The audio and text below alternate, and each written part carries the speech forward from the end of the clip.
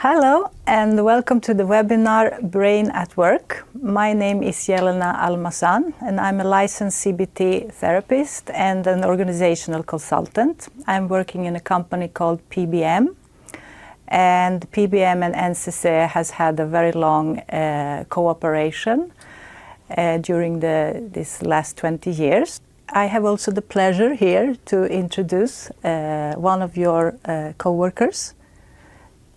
Yeah, I'm Malin Fjellman. I work at HRS at NCC, and I'm here today to share my experiences from when I 10 years ago got sick from too much stress. So, if we look of what we are going to talk on this hour, so we will start to talk about brain at work and how the time that we live in is making an impact on the brain. We will also talk about the symptoms and signals that we have to be aware of, which are all usually coming when we are stressed and when we experience the brain overload. And then we will talk about problems with impulse control when we are stressed. And we will also talk about sharing some of the tools that you can work with to take care of your brain and to recover. One of the things that I would like you to remember is that we have this word neuroplasticity. And the neuroplasticity is something that the science has shown lately, that the brain can change whenever it wants. So before the science told us that until a specific age, what we learned and what habits we developed over the time, this was the habits that we are going to continue to have almost the whole life. But lately, they have seen that our brain is actually fantastic. The brain can change over time, and as long as we live, we can change the behavior patterns and habits that we have. So keep this in mind when we come to the tools, because there you can see that you have a lot of things that you can work with to change. So let's go and talk about brain at work and understand what is happening. So the executive functions that are needed when we work, they are located in the frontal lobe, so in front of the brain. And this is the area of the brain that has developed during the human evolution, the last developed area of the brain. And this part takes up 4 to 5% of the brain's volume. So it's really a small part of the brain, but you shouldn't be fooled by that, because it's an extremely important area of the brain, and the executive functions, they are working with time management, planning, processing information, consequence thinking, and so on. So you can say that the executive functions are the functions that we mostly use at work. And when the frontal lobes are working good, everything is going on smoothly. Beside the frontal lobes, a little bit deeper in the brain, so somewhere close here, there is another area of the brain that is responsible for survival. And this part of the brain takes care of the primitive emotions, both negative and positive. It's responsible for the heartbeat, for hunger, for sleep, for sexual desire, and so on. And this part of the brain is also interpreting all information in a very primitive way. But when the frontal lobes are working correctly and good, without stress, the message from this deeper part of the brain that are sent are usually messages of joyfulness, motivation, good energy. So the inner parts, they don't interfere with the frontal lobes and the executive functions.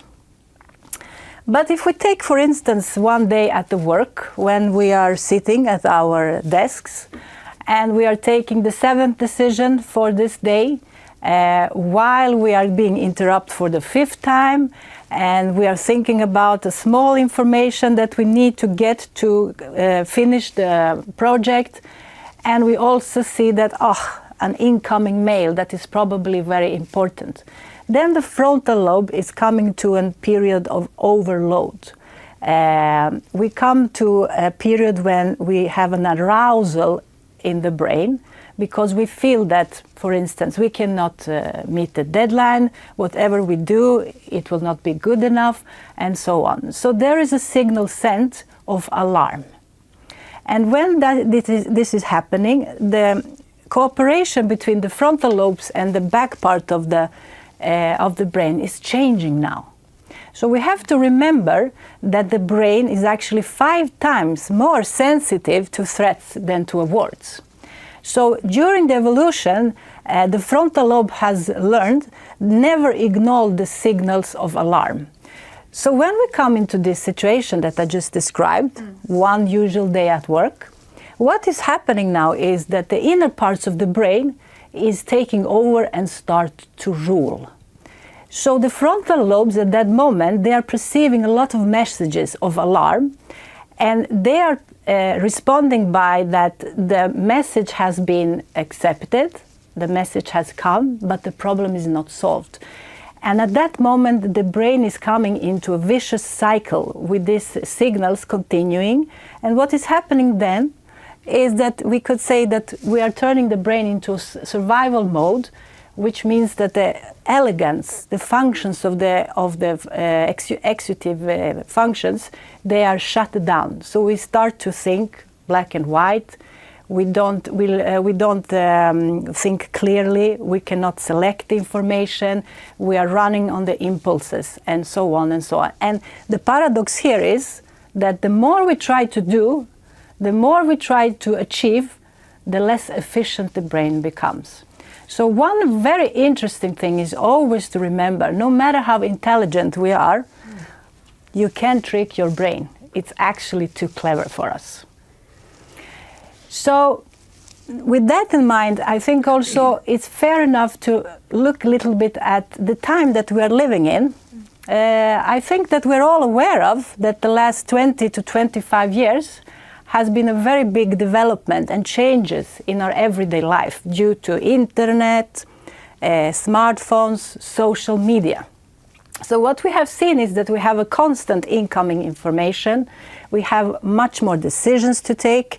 And with all the things that are coming inside, the distractions, the things that we need to do, we are also starting to be prone to do several things at the same time. So multitasking is something that I think that we all recognize. Also because of this technological development, we see unfortunately that our attention span is decreasing over time. So one interesting study done by Gloria Mask has shown that the attention span before the smartphones, around 2002, was approximately 2.5 minutes. The same study was done later on, I think it was 2012. The attention span was then 75 seconds. And the last study that was done was 2020, and the attention span is now down to approximately 47 seconds. So we see a big decrease in that. Also another thing that the science is showing, that we mostly can recognize us that we end up in what is called attention traps. And attention traps, I think that we all recognize, is the behavior when we look at our mobiles, we get lost in time, the time is passing, we have problems to stop, to look at the mobile. You know, these are these behaviors when we surf on the internet, trying to find the best dress, sweater, the project of buying the best car or the best washing machine, or we're looking at other people's happiness on Facebook. We get stuck in this behavior. So we see that this is very, very common today, and it's also affecting our brain. So the conclusion here is actually that with all of this that I mentioned, we see that we are putting our brain faster in an overload mood. Now we were going to make a little stop here and talk to you, because you have an amazing story that you have chosen to share with your co-workers who are watching this webinar. So I would like to ask you, can you tell us a little bit, how did the circumstances look like when you started to feel the first symptoms of stress and brain overload? Yeah, I can go back to 2011 when I started at NCC. I was 23 years old and I really liked my job, and I was always like asking for more things to do, and I was getting more responsibilities. And being a driven person and delivering good results, I think everyone assumed that it's fine. But on the inside, I was starting to feel stress from having to handle what for me was complex tasks. Because when I think about it, I was quite young. I didn't have much experience to lean back on. And also on my free time, I was having different projects, seeing friends, working out, always keeping myself busy, not leaving much room for resting. So a situation when you had a lot of activities going on in your life, a lot of demands as well. Yeah, but I was, at that point, for me it was more important to do a good job and to always be there than to kind of take care of myself. Even though I was pushing myself, it was, doing a good job was more important. So you were, as many of my clients are, very ambitious person. You want to always do your best. Mm-hmm. So I guess that slowly the symptoms of stress and brain overload started to come to you. So we put on this picture just here are the most common symptoms of brain overload that we should be aware of and a little bit careful of, because this is the brain telling us that it's too much. So what of them do you recognize? What have you struggled with when you think about the symptoms? Yeah, when we were talking about this before and I was reflecting, I can clearly see over time how the symptoms were increasing. To start with, it was more of finding it hard to prioritize and deciding what is most important. My feeling was that I want to do everything. And meaning I had to work very long days, and I wasn't taking many breaks. But also I felt that I had the capacity. I don't need breaks. I can work long days. And even when I wasn't physically at my computer, my mind was always spinning.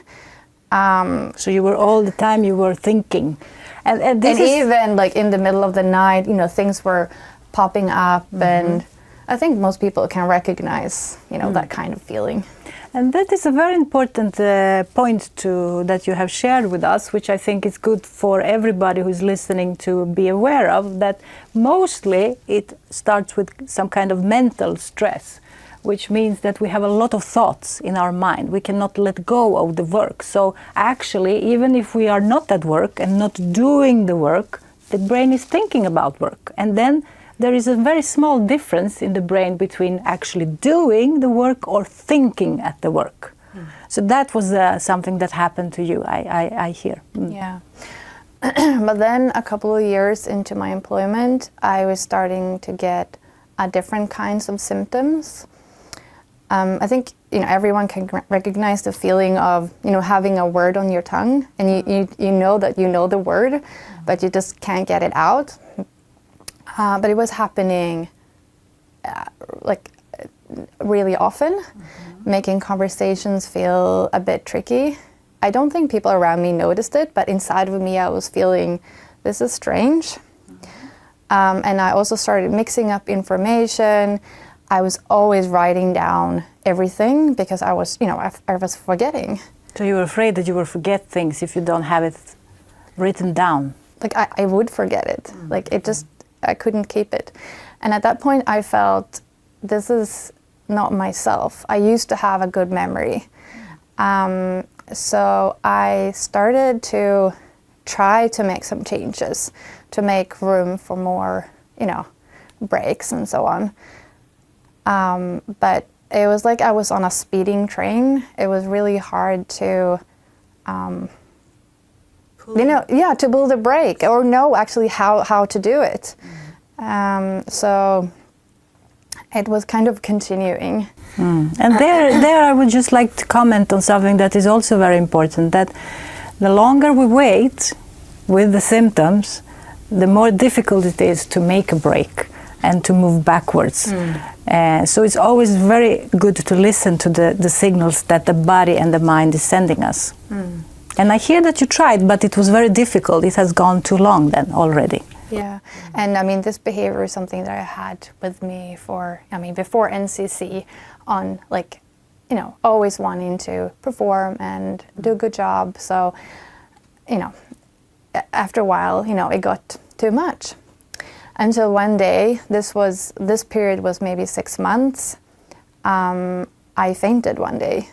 Like, I had a real collapse. That's awful. Yeah, I mean, it was scary, but being really stubborn, I went to work. This was on a weekend, and I went to work on the Monday, and I remember staring at the computer screen, and there was just nothing. You were just blank. It was like my brain had gone to sleep. There were no activity. Very, very strange feeling. And I did that for 2 weeks. Okay. And then I finally told my manager, and I said, I just need a couple of days and I'll be fine. But then a doctor basically forced me to go on sick leave. And then, as we can see here, the lower ones, I was starting to get really blackouts. I was forgetting what I was just doing. I was extremely sensitive to even the smallest sound. And things like, when you're cooking and you're following a recipe and you're gonna measure the spices, like 1 teaspoon of that, and following that kind of instruction was just too much for my brain. And this is actually an example of when the executive functions are not working, when they are blocked and shut down, what we talked about in the beginning of this webinar. And most of these symptoms that are here, and there are additional symptoms as well, most are very scaring to people. And I have clients who come to my office, they are 30, 40 years old, and they feel that something is going on, as you did, and some of them are thinking that maybe it's some early dementia or something. So it's very scary when the brain is not working well. I had a client a couple of weeks ago, a woman who is always driving the same road to work, 20 minutes by car, and she told me that she was taking the car, and the next scene was she was parking the car in front of the work, and she didn't remember how she was driving. So a little bit like you said, the blackouts are happening. Yeah. Okay, so let's move on a little bit and talk about what is happening when it's a brain overload. So when we have a lot on our mind, what we see usually that we start to do is that we act on our impulses. So some facts a little bit that could be interesting to know. We get distracted approximately 20 times per hour, at least 20 times per hour.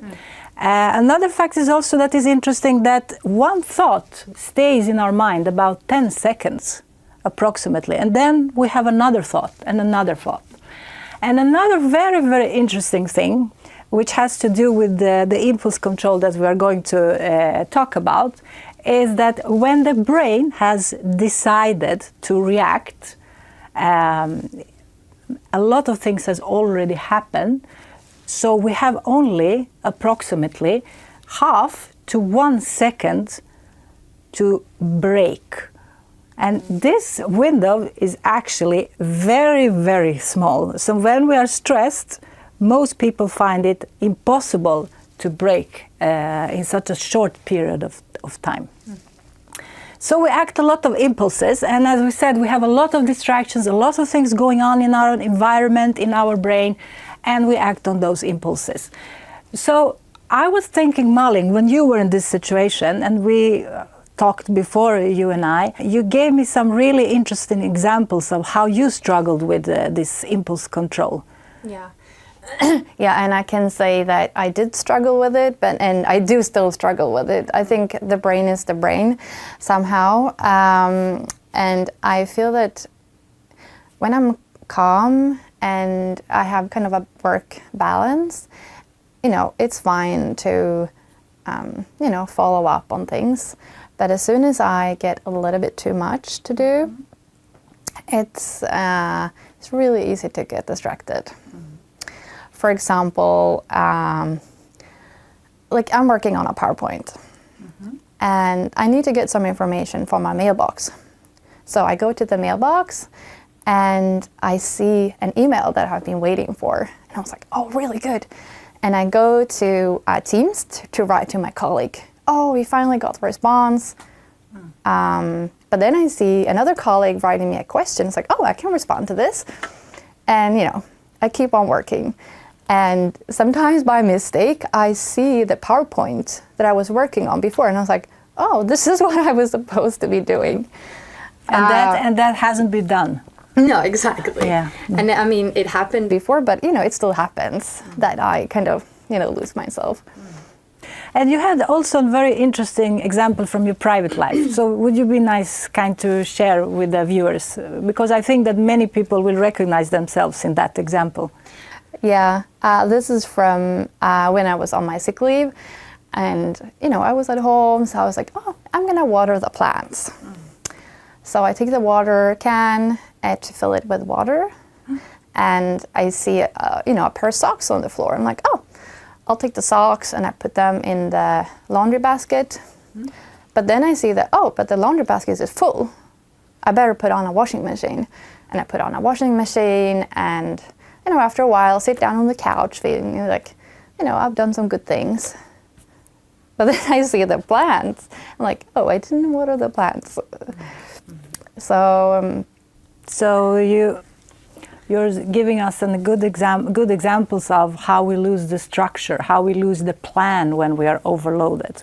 And I really, really worked these 10 years on being aware of my behavior, so that, as you said, these 1/2 to 1 second to notice, oh, this is my impulse. Yeah. And in that case, make a conscious decision. Do I want to take the socks, or do I want to water the plants? Because like in our work life, obviously something can come up that is more important, and then you need to be able to kind of choose the other thing. But at least being aware of it. Yes, and here you said something that is really important to look at, because I think that this, with the impulse control, that struggling with that many will recognize. So what can we do is the question. And first of all, is exactly like you told, we have to be aware of what we are doing. What habits do we have? And we have to look at ourselves a little bit through different lenses to notice this. And we usually say that habits are actually behavior patterns. When we have done one and the same thing approximately 3-4 times, then it starts to be a behavior pattern. We are just repeating it by a habit. So we need to become aware of them. The other thing that we also need to think about is all these impulses, all these distractions. Where are they coming from? Are they coming from the outer environment? Is it the notifications? Is it a colleague? Is it something that I see I need to do, as in your examples? Or is it from the inner, from the brain? Is it our thoughts? Is it our feelings? Is it the one classical thing that we're all thinking about, the all I should haves, and so on. So we have to be aware of this, which are mine. And when we are aware of them, then we need to work with what is triggering us and trying to think about how we can control. So the meaning of the cognitive control here is to control the mental procedures. So we have to ask ourselves, what do I need to practice now? What did I start to do, and do that first and then go back to doing other things, so we don't lose the structure. And this is very easily said, but it's very difficult when you are in this situation, as you told us. So one of the very strong tools to work with, which is essentially good for everything in our bodies and in our brain, is meditation or mindfulness. So meditation is actually a tool that we can practice, and we become more aware of the impulses, we become more aware of our thoughts at the moment, what is triggering us, and we learn after a while to redirect our attention at things that needs to be done. So meditation is very good for the brain, concentration, for learning, if you have problems sleeping. It's also very good for the immune system and so on. So there are a lot of benefits here.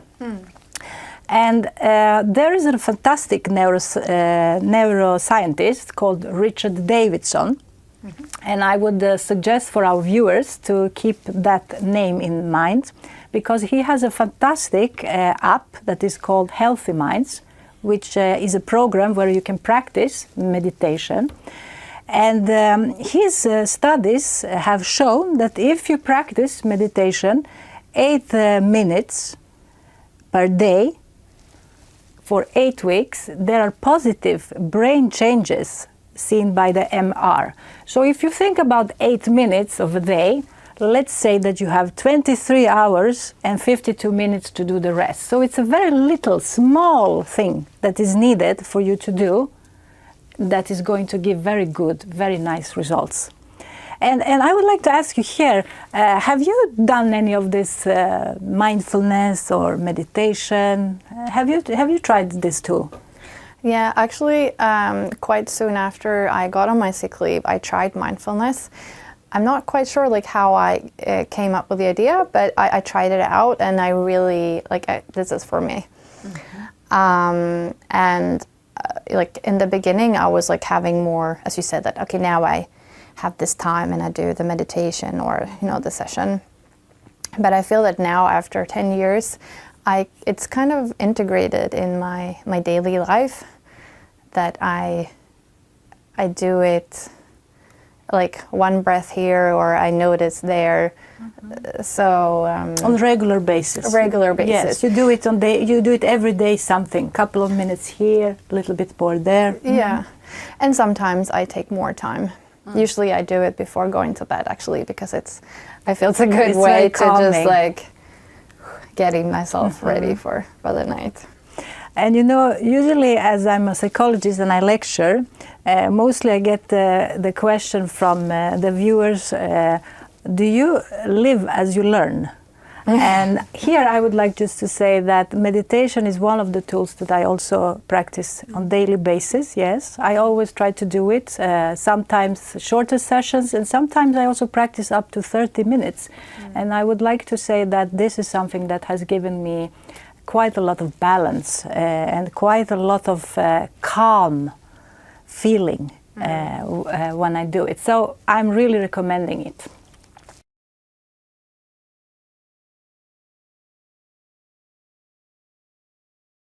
Now we're going to start to look a little bit with all this in mind that we have talked about so far. We have explained things about the brain and the brain overload. So the interesting question is, so what can we do about this? And I would like to present a puzzle, which is a little bit interesting. It's two prominent neuroscientists that has done a lot of studies, which has also later been replicated. The name of those two guys are David Rock and Daniel Siegel. And they have been interesting to understand what can we do to keep our brain in good shape. What can we do to protect the brain from all of these stress things that we have talked about? And they have been very clear on that there are a lot of tools so far about diets, about exercise, about stress management, but they wanted to look at what can we do to keep our mind in good shape.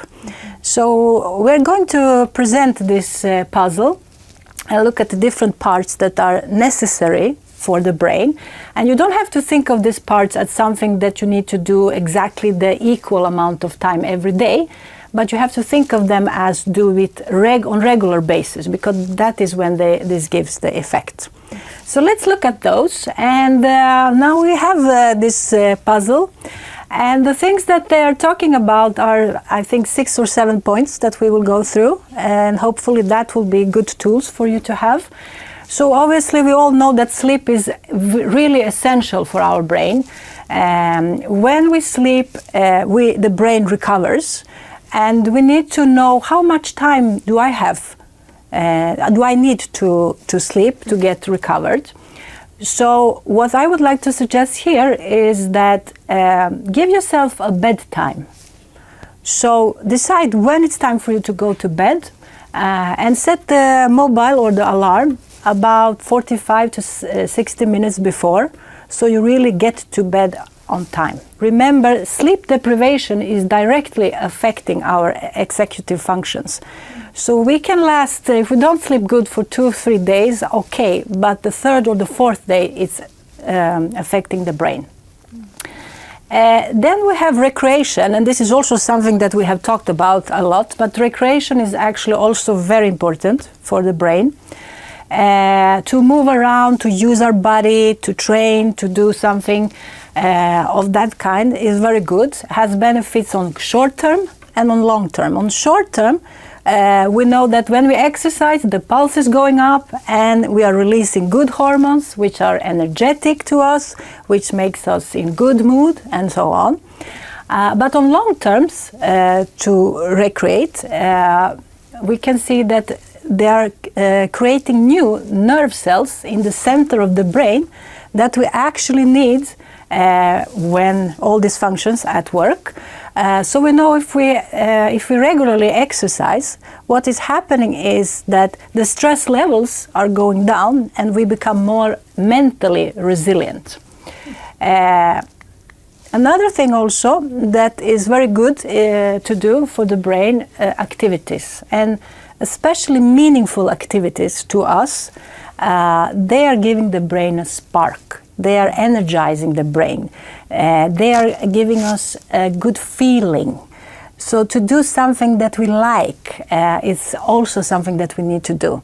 If it's in a social context with other people, it's even better. So I would suggest everyone to ask ourselves, what do I like to do? What is energizing for me?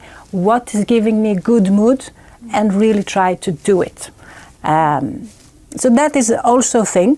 If we continue, we come to the part of the relationships. There it is. And, you know, it's a very big thing for the brain, but it's actually also a good thing for the heart to have people that loves you, people that you love, friends, family, neighbors. When we socialize with people that we love, that we feel comfortable with, another very interesting thing is happening, which is that the brain is releasing a hormone called oxytocin. And oxytocin is a hormone that is relaxing us, that is making us more calm, more satisfied. So that is something that is very also good for the stress. I think that those things we know. But now comes something that is maybe a little bit more even interesting for the brain, and it's 3 different things. So we need chill time. And chill time is a time when we are actually doing things without having to perform. So these are the things we do without a strain. And when we do those things, the parasympathetic nervous system is activating, and this system is the brain's own brake system. So when we do that kind of things, we are actually recovering. And examples of chill time are the things, let's say, watching a movie on Netflix, reading a book, listening to music, that kind of things. I think that most of people do that. Then another thing that is very interesting is this brain recovery time. And this brain recovery time is different from the chill time, because this time is a time when the brain is supposed to be stimulant free. So in the literature, they're also calling it detox time, because you don't do anything except being with yourself, with your thoughts. Maybe you are fantasizing, you are dreaming, and so on. The research has shown that this is very tricky for us people, because we see that when we don't have anything to do, what is the thing we do? We pick up the mobile. And this is what we should not do. So when we have this brain recovery time, what is happening is in the brain is taking care of all the informations. So it's processing the information. The connection is happening in the brain in a different way. So, for instance, you know, when you're taking a shower and just like being with yourself thinking, the best ideas can come up just at that point. And it's exactly because of this connection that we make in the brain. So all the activities, when we are breathing, when we are taking a walk, doing meditation, as we told you, yoga, that kind of things is brain recovery time. So, as I said, it's a little bit tricky, so be aware and book it. Have it in your calendar and practice it on regular basis. And the last thing also that we are going to discuss in this puzzle is the focus time. And the focus time is actually a time when you book time with yourself to work undisturbedly. So you take away all the notifications, distractions, you close your door if it's possible, so it's your don't disturb me time. It's good to communicate this, so everybody knows that I'm working undisturbed. And to also be very aware of this, that this is the time that usually people, they do book, but then something else comes up and they give it away. So please be aware of, don't give away the time. So here are the things that is actually very important to do regularly. And because of this brain recovery time is so difficult for us people, I would like to ask you, what do you say about this time? Yeah, I think like all those years back when I had my burnout, it was obviously natural to take a lot of recovery time. And I've tried to continue taking breaks, even though, I mean, today I can manage a whole day without taking a break, but I still, really try to take, those breaks. And in my role, I have a lot of meetings, social interactions, a lot of things happening, and so when I take a break, I prefer to go somewhere where I can be in my own space. A little bit quietly. Quiet. I work in an office where we have like activity-based spaces. So there could be like a couch somewhere where I can sit for myself. And I try to just like let go. But it is, I agree with you that it's tricky. It's very tricky. Because like if I've had a long meeting, my impulse is, and now I really need to go and work because I haven't been working. But then I really try to go, sit down and let everything kind of process from the meeting. And as you said also, I've noticed that this is a very good time when I get creative ideas. I realize, I forgot about that, or this is how I'm going to solve this problem. And I'm not trying to think about the problem, but just by relaxing, it comes. And it's getting solved in a way. Yeah, exactly. Yeah. So it's actually quite productive to have this time. Yes, it is. And yeah, I think also I think most people can recognize, like, trying to remember the name of a famous artist or something, and you're like, oh, what's the name? And when you stop thinking about it and do something else, that's oh, now I remember. Yes, and it has exactly to do with what is happening in the brain when we have this special time. So we are now at almost the end of this webinar, when we are going to explore time management tools, and also we are going to look at neurocognitive strategies at work. And neurocognitive means actually mental strategies at work. So a toolbox again for the brain and for how we use the time. We all have the same amount of time, and I know that most of us wish that the time was more than 24 hours, but it's not. So with time management tools, the goal is not to work more, it's actually to use your time efficiently. And also to remember that the key to good time management is actually to be optimal. So I really like that word. Optimal means sustainable over time. So the first thing that we need to do is actually we need to, again, as I said before, when we want to make a change, we want to do something differently, we first have to be aware of how am I doing it at the moment. So we need to make an assessment in how am I using my time.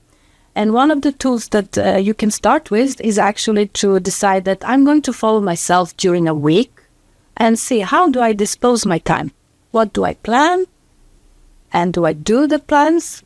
Or is it a discrepancy between what I planned and what I'm actually doing? And I'm trying to understand why. Am I too ambitious? Am I too distracted? Or what else it could be? So let's move on now to some recommendations. And first we're going to talk about well-known recommendations. I think recommendations that people usually say, I know this.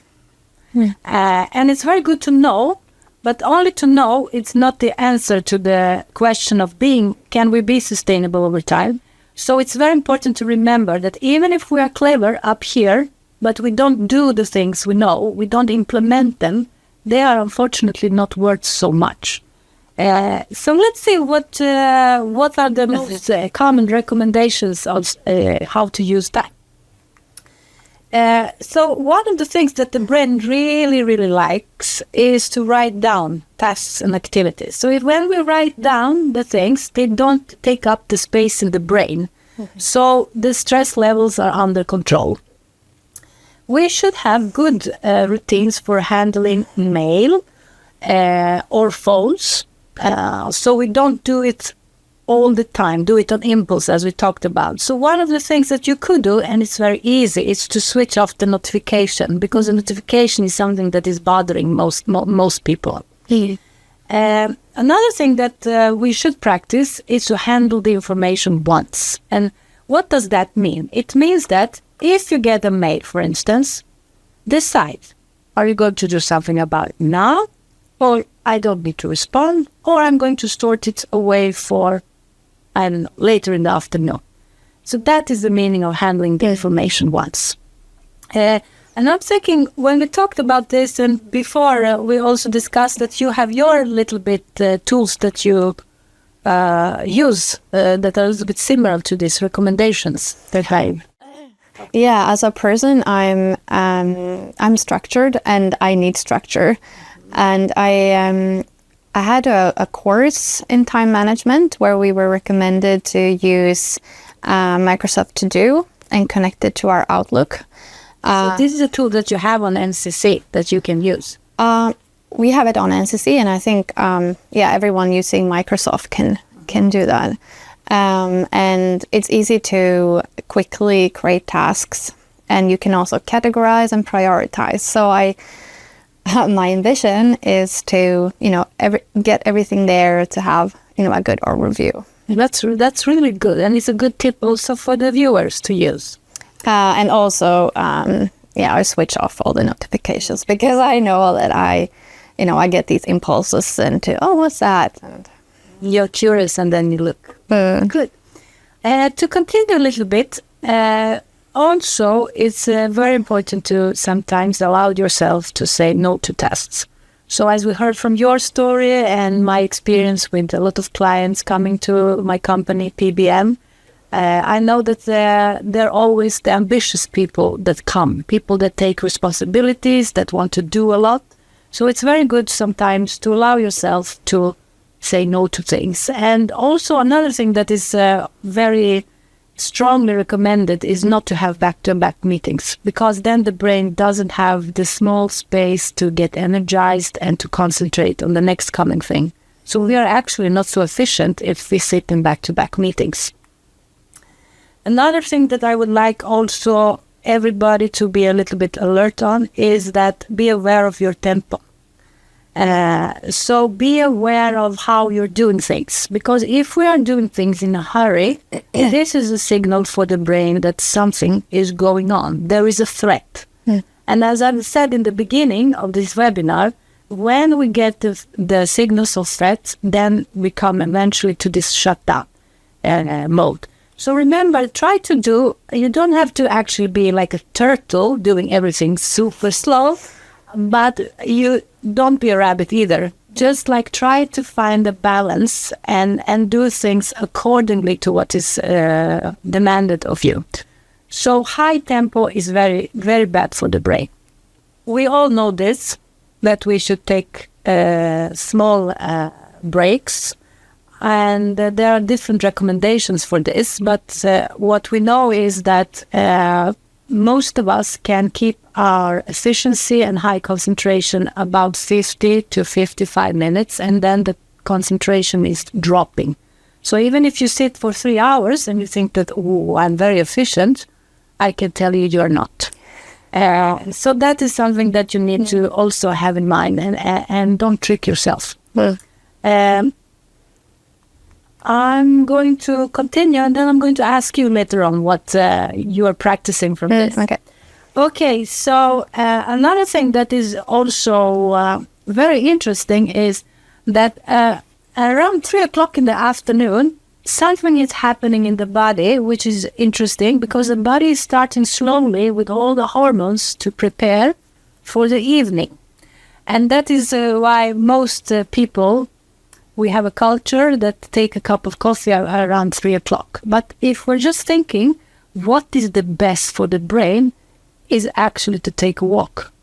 Go out and get some fresh air. And it doesn't have to be a very long walk. It can be 5, 10 minutes, 7. But you see that after that, you're going to be energized again, and your concentration level is going to be high up again. Okay.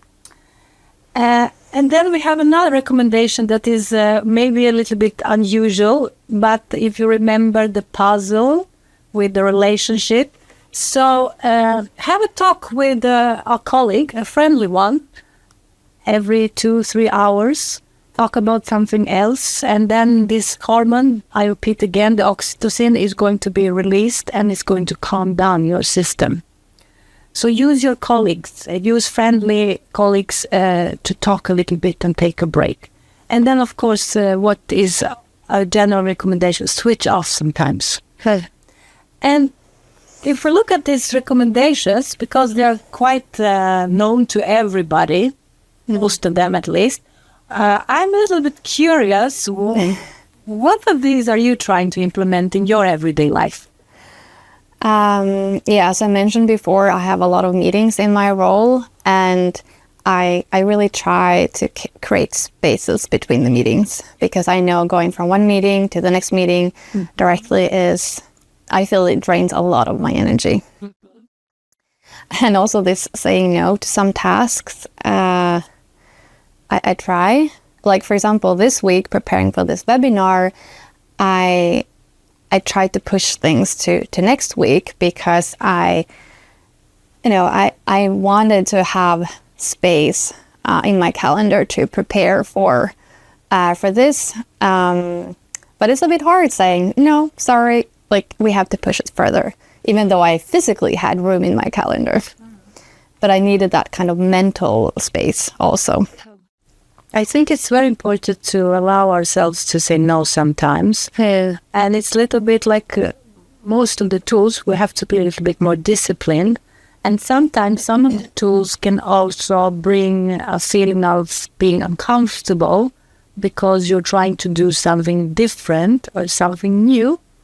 But hey, the good news is that these are only feelings and they can't harm you. So you should still be doing the things, the behaviors that you know are good for you, not only for your brain, but also for your sustainability over time. And when you have done things enough time, you will see that the feeling is starting slowly to get better. So after a while, even when you say no, you will feel that, I'm a little bit proud of myself. I had the courage to say no, and it felt quite good. So we need to practice all the things if we want to make this change, and use this word that I talked about, neuroplasticity, to see that we do new things, and then in that way we develop new habits which are probably, hopefully, better for us. Okay. So if we continue a little bit to look at multitasking, there are several studies that we have behind us here, and I'm going just to mention a couple of them. We lose 50% of our brain capacity when we multitask. So we are half that clever as we could be when we do several things at the same time. So keep that in mind next time you're talking on the phone and writing a mail. And another thing that is also very interesting to understand is that when we do several things at the same time, it takes double as much time. Yeah. And I don't know what is the reason for all of this. We are trying to put ourselves in a state of doing something that is actually not good for us, but also impossible because we make more mistakes. And usually when I talk, I said if I should ask you or anybody who is looking, what is 536 divided with 12 or 36 multiplied by 12? You cannot answer this question. And that is a good example how we need to work at one thing at a time. So let's go on to a little bit more mental strategies. What can you do to keep your brain in good shape? And we will look at some of the tools. Maybe some are known and maybe some are not that known. What is recommended is to begin the day by prioritizing, because the process of prioritizing is actually demanding for the brain. So you should do it in the morning while you're still fresh, awake, and you have the capacity to do it. So start the day with that. I know that we all have to-do lists, and they could be enormous to-do lists. So a lot of things that we have to do, and to-do lists are actually good. But the trick here is to only have a to-do list with 3 things on it. 3 things that we focus at the time. So take away the other things, the other lists, and focus on those 3. And you may ask, why?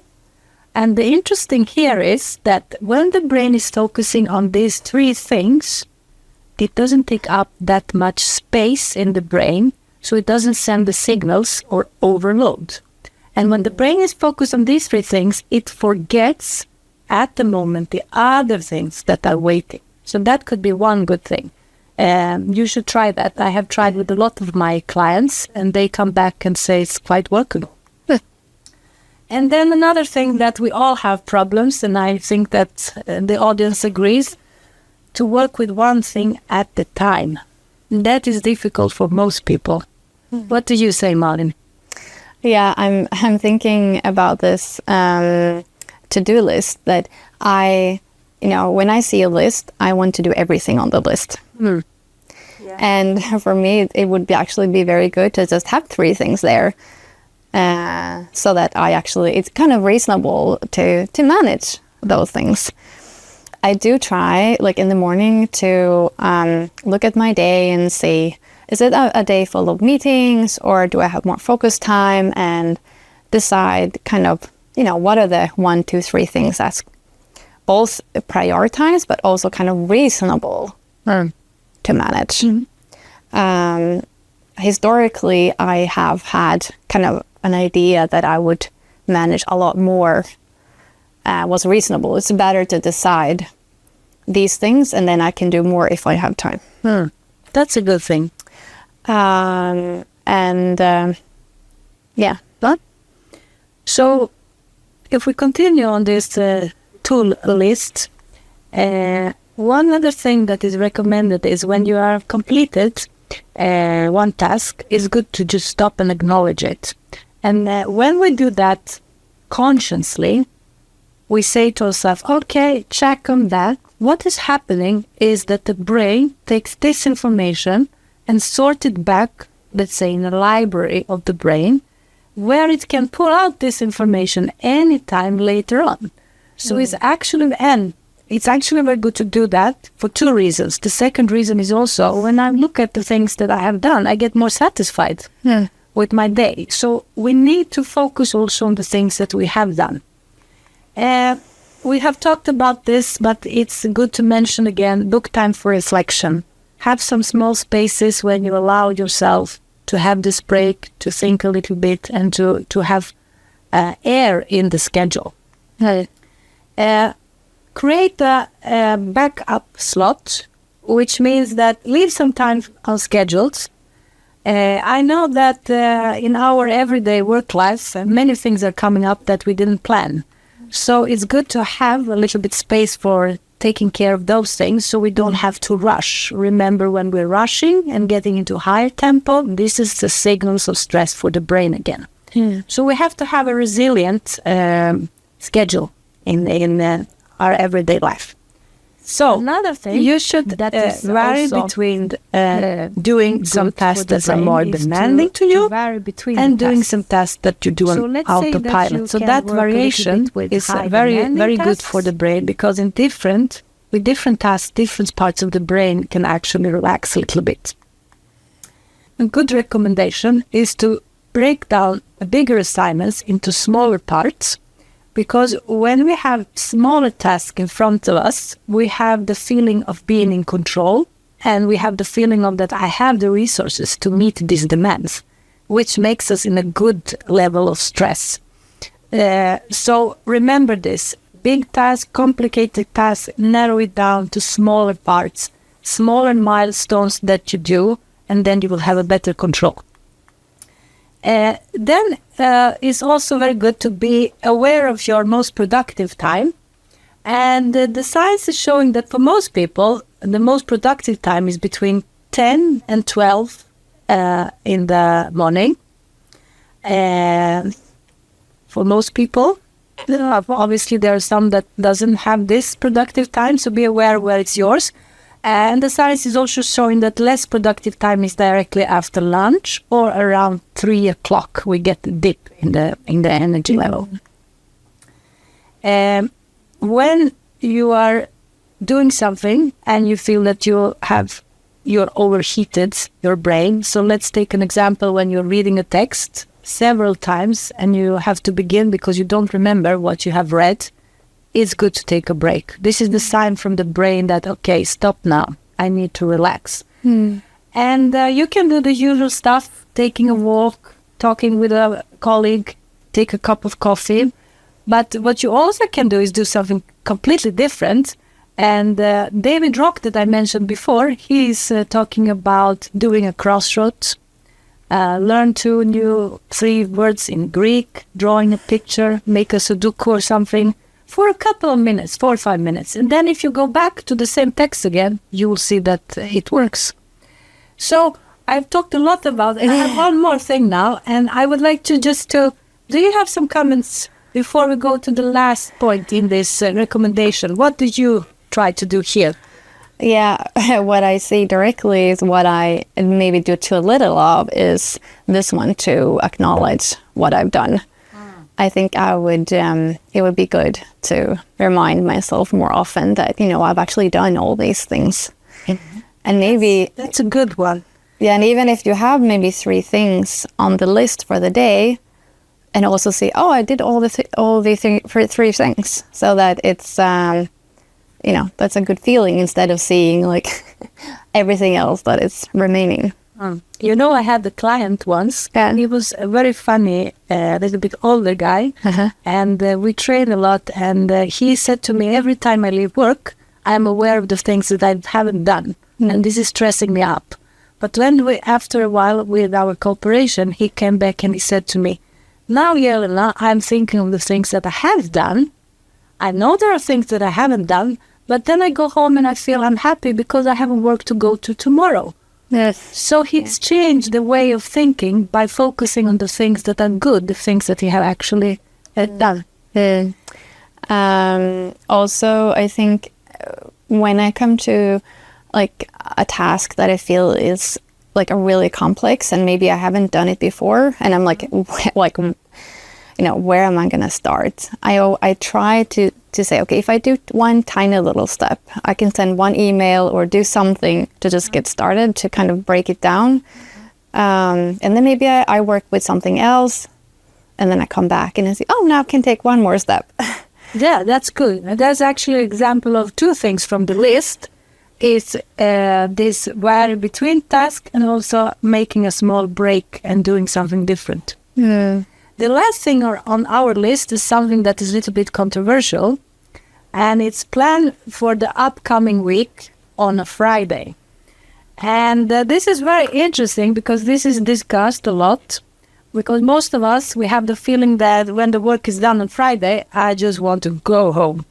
But the science is showing actually that when you're done with everything on Friday, just take a couple of minutes and think about the next week. And think about, okay, what is on my agenda for next week? What do I want to accomplish? And how am I going to do that? And just like write down some small recommendations and plan for it. So when they have looked at people, workers who do that, they have seen two benefits of this. The mental stress is dropping during the weekend because the brain is thinking, I have the control for the next week. And another thing is that usually the Sunday anxiety, the worry about work, is also dropping if we use this tool. So a lot of people that I talk to, they are usually asking me, do you know what is the off button for the brain? And I would suggest that the small piece of the off button is actually in that last recommendation.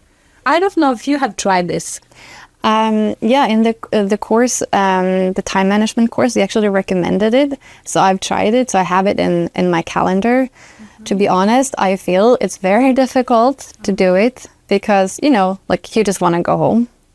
But I try at least to just look in my calendar next week and see, okay, what are the big things?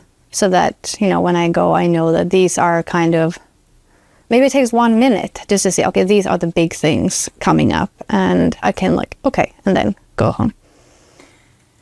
So I want to wrap up the discussion with the tools and just be very clear on that. It's very important to choose a couple of tools that you want to implement, and you want to try to implement them in your everyday life. So it has to be on regular basis. This is one of the keys. And then to work with it, let's say for 4-5 weeks, and then evaluate, is this something that is good for me or not? So the trick here is not to try it 2 or 3 times.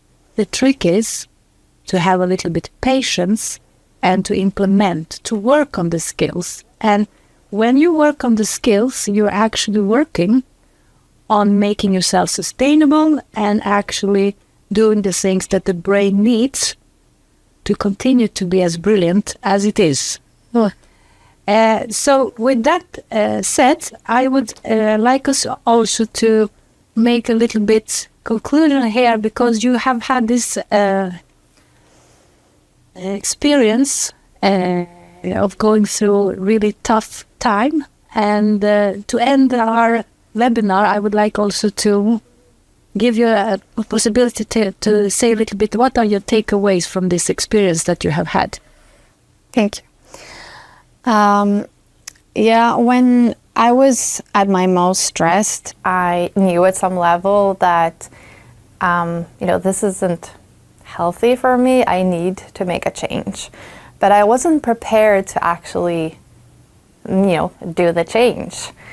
I like being the person who is, always busy, delivering above expectations, being there for everyone. And I think that's something in our culture and our society that values, I think especially for young women, to be perfect, not just in work, but in all aspects of life. And the idea that I had of taking more breaks, relaxing, is that I would become, kind of a lazy person. And I didn't want that. For me, it was worth having some stress symptoms to be the person that I thought I wanted to be.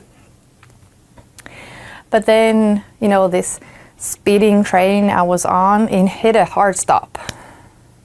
And I had no option but to change. And it was a difficult process, but now that I've, come 10 years behind it, I have a completely different view. I feel better today than I've, ever felt before. I can see now that taking the breaks, like we were talking about before, gives me creative ideas. I think actually I produce better results now.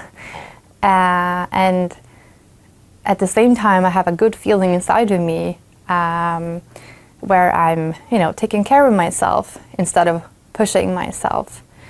And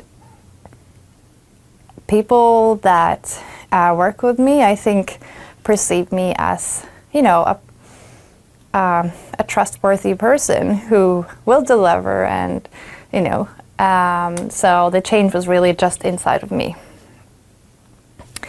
I'm hoping that sharing my story will inspire you all to, try out some of the things that we talked about today, and, see what happens.